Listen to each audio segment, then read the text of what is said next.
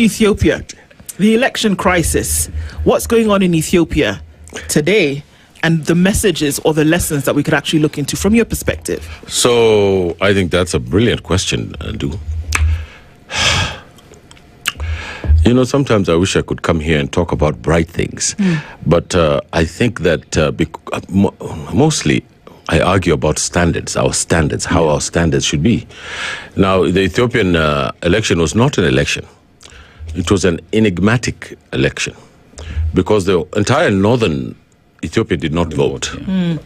The Tigray, you know, there's war there, in the Amhara state. And you know that the prime minister there, he's the president? Yes. Because it's changed. Yes. Yeah. So he has assumed executive power. He's become more dictatorial. He's even abolished the pretense of the ceremonial prime minister. There was no election. He has this philosophy called Moderna. He's even written a book about it. So it's a collection of mumbo jumbo, a collection of feel-good, Presbyterian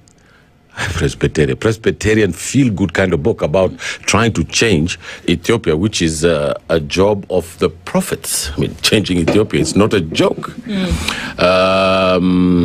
But, you know, it's human beings who live in Ethiopia.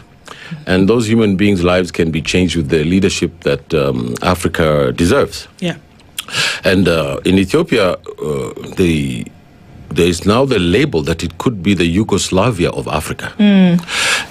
And that there could be about 2 to 3 states that emerge out of Ethiopia if the conflict continues this way. Because, you know, they killed 2 million civilians and military personnel in the last war. Yes. It was simply because of the change of power. Nothing less, nothing more. And that has yet to be solved. The talks were taken to South Africa by President Uhuru then and Olusegun Obasanjo. Am I saying that right? Nope. Olusegun. Olusegun. It's a she. Yes. Because he's Yoruba. Yes. So Olusegun Obasanjo, who was president of Nigeria before I was born, I think.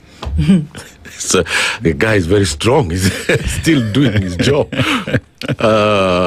You know, so we got a process there in which the TPLF, you know, TPLF was the former organization that ruled the country.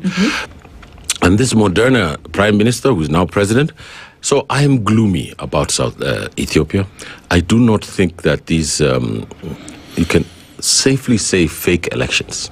Why are you gloomy? Because we're looking at a country who's giving an example in terms of what development can actually do